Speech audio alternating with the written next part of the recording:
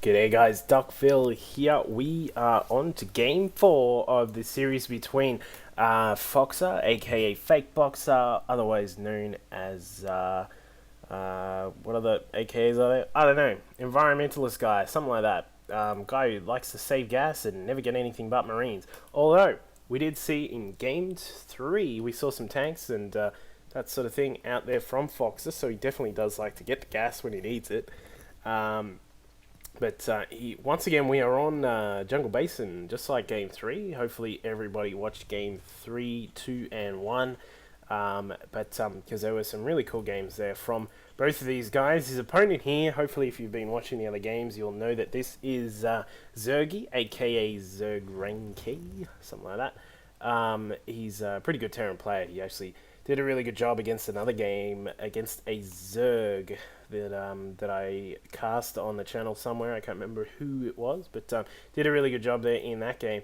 And we'll see him here in game 4 against Foxer. We're currently sitting at 2 wins to Foxer and 1 win to Zergie. I think that SCV actually saw these two come in here. It looks as if Fox is going to do his double play that he did attempted to do in game 3, and it looks as if he's going for it. He does not care. He's going to try and get these up. His SCVs are going to come in here and try and actually take some shots at the SCVs that are building. But obviously, given this position, this is actually a lot better position for Fox's SCVs than in the last game, because in the last game they actually had there was more room for Zergie's SCVs to move. But it looks as if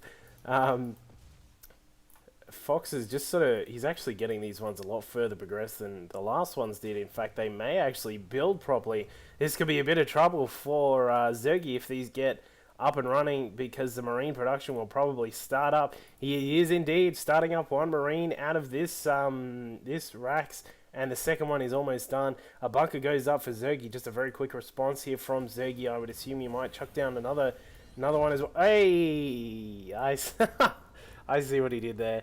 Faked the Marine production and actually went lifted off and is going to just fly those away. And of course, Zergie cannot actually see that, so he's going to bust out here, a bunker prepared, and he's going to see nothing. So, cute little tactic there from Foxer, just faking sort of the double pressure there, and gets the racks out of there safely, which is good to see. But so Zergie's salvaged the bunker. He's got this one SCV left over. There we go. The one SCV that was left over in his base is now gone.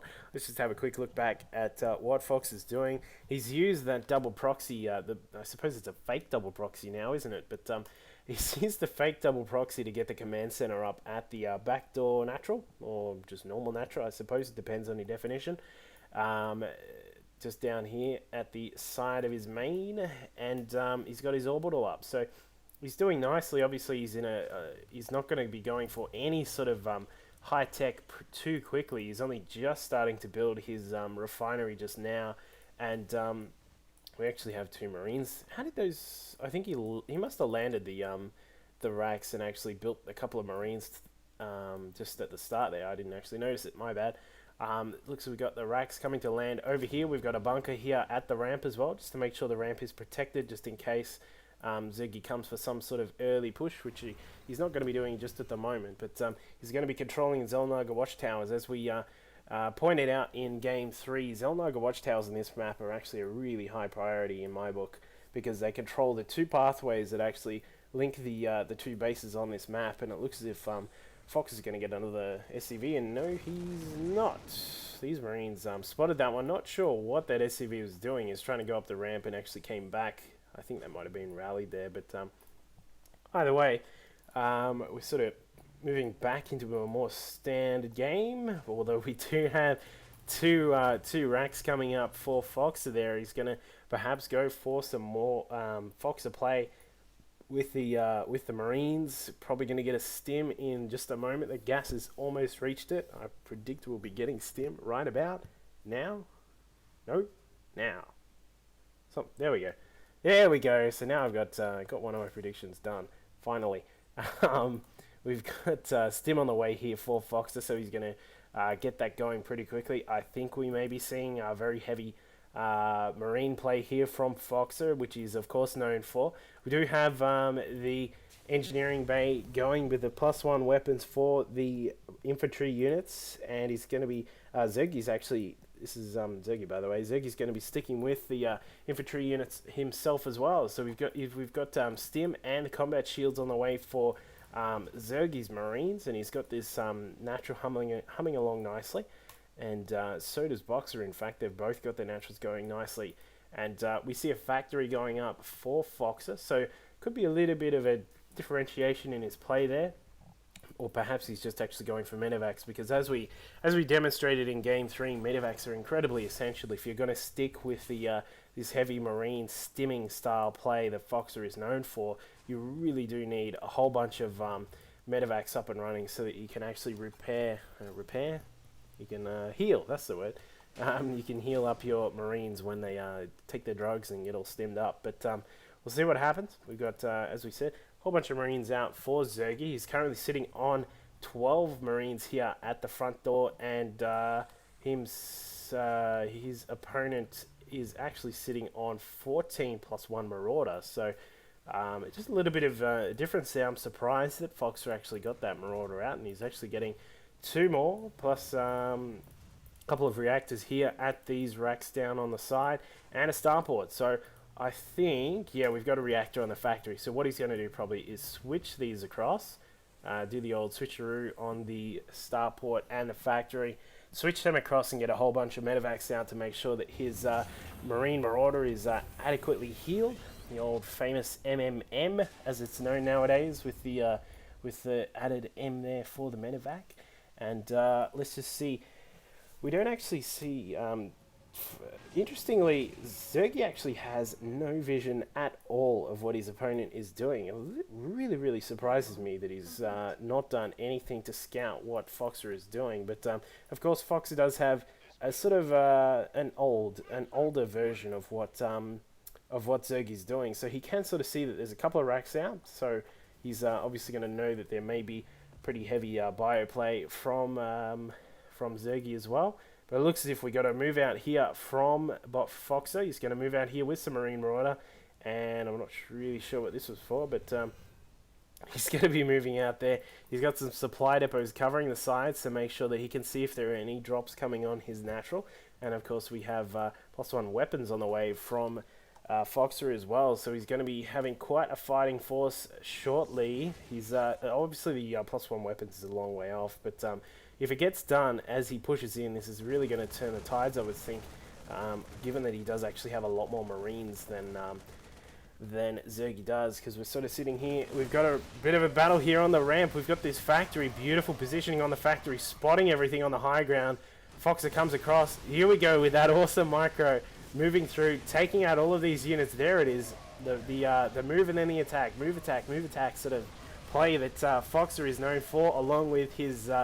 with his hero, the real boxer, Slayer's boxer, and it looks as if these guys are going to move in here. This is quite a problem for Zergie. He's just losing everything. This reactor is going to go down. Great targeting there from Foxer. He's going to lose a tech lab as well. Tech lab goes down. I think this barracks might be going down as well. There are a couple of Marines do pop out. They're just getting mashed on the spot there. SUVs coming across from Zerg. He's probably going to try and use these to wall in all of these forces, and he's might be able to do it, but no, the stim actually comes into effect. Not to mention the medevacs. What I really would have wanted to see was just some medevacs picking up everything here for Foxer, but he's not going to do it. He's going to let these SCVs come in and chew up some of his forces, and we do see, of course, that a lot of Zergie's SCVs have died themselves, so very, very tough position for Zergie at the moment. Every single Marine that he had is now dead. There are only 2 here, 3 up at the ramp, sorry, and the Marauder finally goes down. It took ages for that Marauder to actually die, and we just see more forces streaming in from Foxer. He's obviously going to take this game in just a second, given that he is in such an awesome position at the moment. And let's just see, he's probably going to try and take a third while he's using this cover, but I think this is going to be it here, just with these miniature, this sort of miniature attack force just here. He's going to stim up the ramp, comes in, blows away the SCVs, they go down. straight away, and there we go. The Marines are dead, and that is the game. The GG from Zergie, and that was a pretty quick game once again, just with some fantastic early game control there from Foxer using this factory. I would actually say this factory made that attack really possible because he actually spotted the high ground, and while Zergie was sort of, I don't think he was actually watching, Foxer came across and obviously took out a lot of these forces that were at the top of the ramp. So great play by Foxer there. So we sort of see just between, if you go back and look at game 3 compared to game 4, this one here, we sort of see a bit of the differences there. When Foxer is sort of controlling the early game with his Marines and perhaps doing some really crazy sort of double racks tactic just to confuse his opponent, he's really got a great control on the game there. But in game 3, obviously we saw a little bit of a crack there in his play, in that he sort of had, once he had no control, he really struggled to gain the third base there. But I suppose that could be just the Terran versus Terran matchup rolling that way. But hopefully we will see tonight. Obviously, for those of you who are going to be watching the GSL, hopefully you will tune in I think it's at 1900 KST Korea time. And other than that, if you watched it, make sure you leave some comments. If you watched the Boxer games and you came in here to see some more Boxer plays, make sure you leave comments, subscribe. If you like the playlist, let me know, and I will do some more. But thanks very much, guys. Cheers.